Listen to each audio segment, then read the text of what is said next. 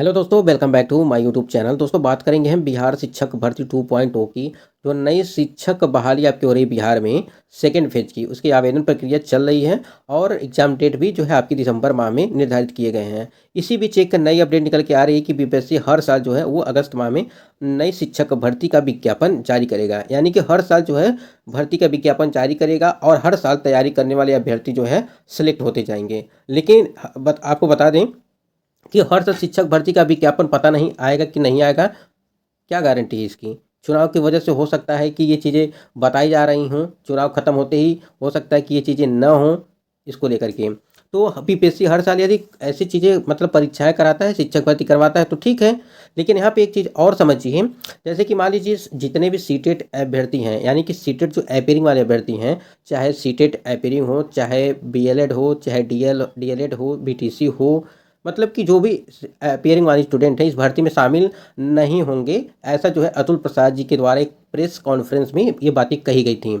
लेकिन आपको बता दें कि यहाँ पे इन्हीं अभ्यर्थियों को, हमको लग रहा है कि इन्हीं अभ्यर्थियों को जो मतलब कि अपेयरिंग वाले स्टूडेंट हैं, इन्हीं अभ्यर्थियों को शांत करने के लिए ये चीज़ें बताई जा रही हैं। क्योंकि लगातार जो उनके द्वारा प्रदर्शन किया जा रहा है, मांग की जा रही है कि सीटेट जितने भी अभ्यर्थी हैं अपेयरिंग वाले, उनको इस भर्ती में मौका दिया जाए। क्योंकि टीआरई 1 में जो है इनको मौका दिया गया था और एज रिलैक्सेशन भी 10 साल का दिया गया था इसको लेकर के।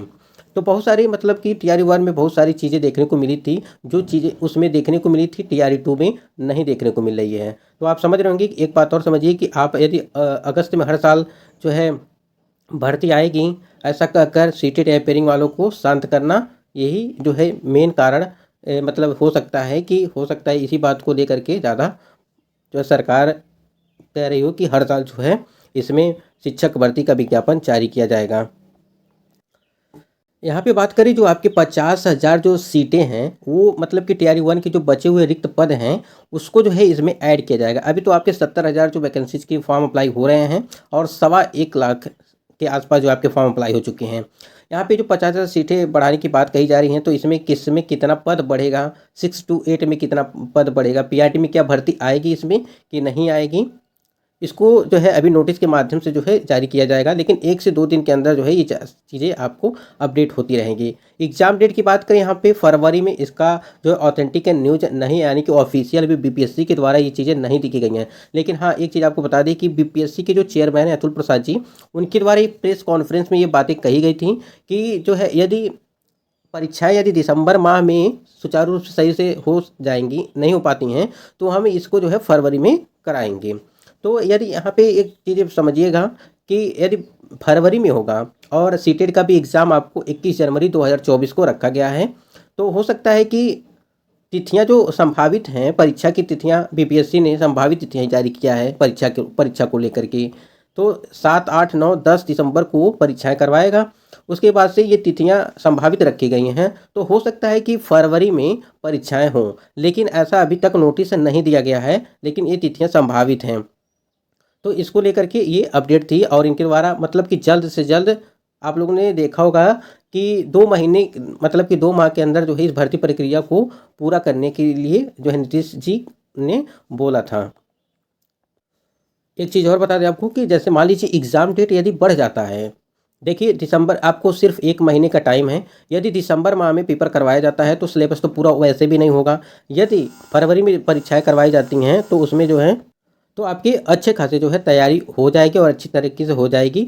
नहीं तो फिर सीटें जो है पहले, यानी कि टीआरई 1 में 50,000 सीटें खाली थी, तो फिर उसी तरह से सीटें आपको इसमें भी खाली देखने को मिलेंगी, यानी कि दूसरे चरण में।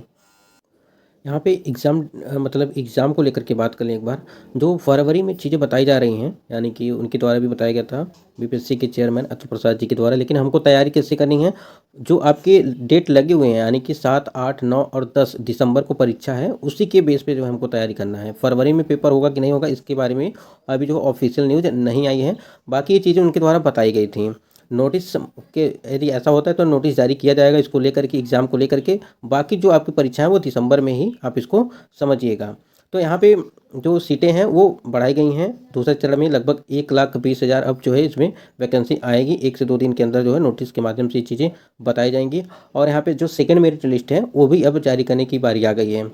यहाँ पे सबसे ज़्यादा जो सवाल आ रहा है कि जो सीटेट अदर स्टेट वाले हैं, क्या उनको जो फीमेल वाले कैंडिडेट हों या मेल वाले कैंडिडेट हों, उनके लिए 90 चाहिए या 82 चाहिए? फीमेल वाले कैंडिडेट को 82 नंबर चाहिए या 90 नंबर चाहिए? तो उसके लिए आपको हम एक चीज़ दिखाते हैं जो TRE 1 में हुआ था एग्ज़ाम, उसके बेस पे आपको दिखाते हैं, एक प्रूफ के साथ सारी चीज़ें आप समझ जाएंगे। चलिए दिखाते हैं।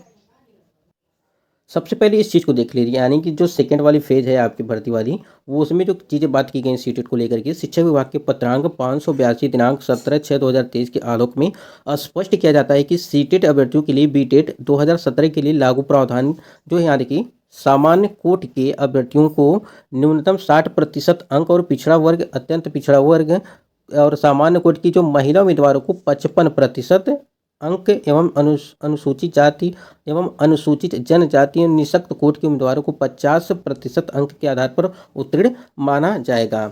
लेकिन यहाँ पे देखिए एक चीज़ जिक्र नहीं किया है कि ये सिर्फ बिहार वालों के लिए है कि अदर स्टेट वालों के लिए है। लेकिन जो TRE 1 में जो डॉक्यूमेंट वेरिफिकेशन हुआ था उसके आधार पर जो है चीज़ बता दे रहे हैं आपको।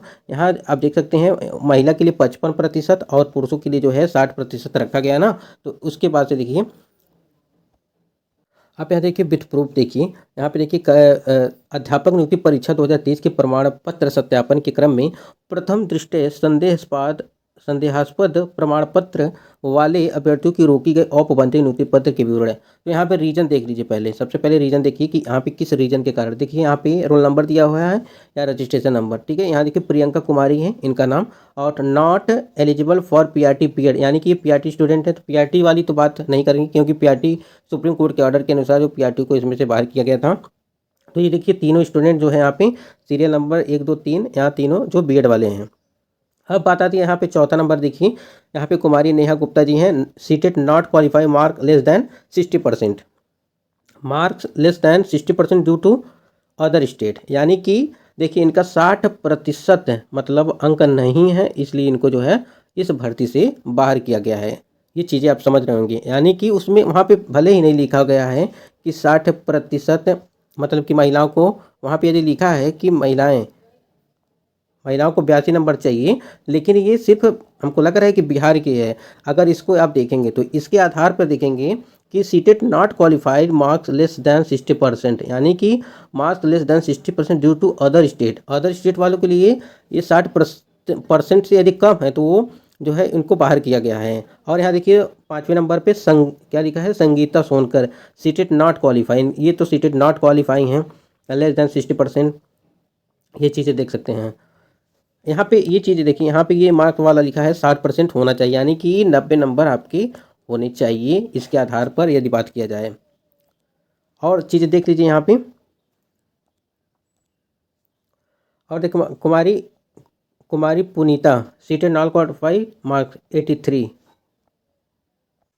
यानी कि इनका जो है सीटेट में देखिए 83 नंबर है, यानी कि 83 नंबर है, और marks less than 60% due to other state, यानी कि इनका 83 नंबर है। यदि 7 नंबर और रहता तो 60% हो जाता, यानी कि अब सीधे सीधे आपको 90 नंबर चाहिए। ये चीज़ें आप ध्यान रखिएगा, वहाँ पे मेंशन तो नहीं किया है, लेकिन यहाँ पे आपको 90 नंबर चाहिए, चाहे वो अदर स्टेट के फीमेल हों चाहे वो अदर स्टेट के मेल हों, दोनों के लिए 90 नंबर चाहिए इसके आधार पर यदि देखा जाए तो। क्योंकि देखिए यदि आप परीक्षा दे देते हैं तो पेपर भी दे देंगे तो मान लीजिए बाहर कर दिए जाएंगे इसके आधार पर यदि देखा जाए, क्योंकि यहाँ पे बहुत सारे लोगों को बाहर किया गया। आप सारी चीज़ें, सारे कैंडिडेट वही हैं, सीटेट देखिए या state English is not honourable paper, सारी चीज़ें यही हैं। तो आशा करते हैं दोस्तों ये वीडियो आपको पसंद आया होगा। यदि वीडियो पसंद आया तो वीडियो को लाइक करिएगा, और चैनल पर नए हैं तो चैनल को भी सब्सक्राइब करके बेल आइकन को प्रेस कर लीजिएगा। आज की वीडियो में बस इतना ही।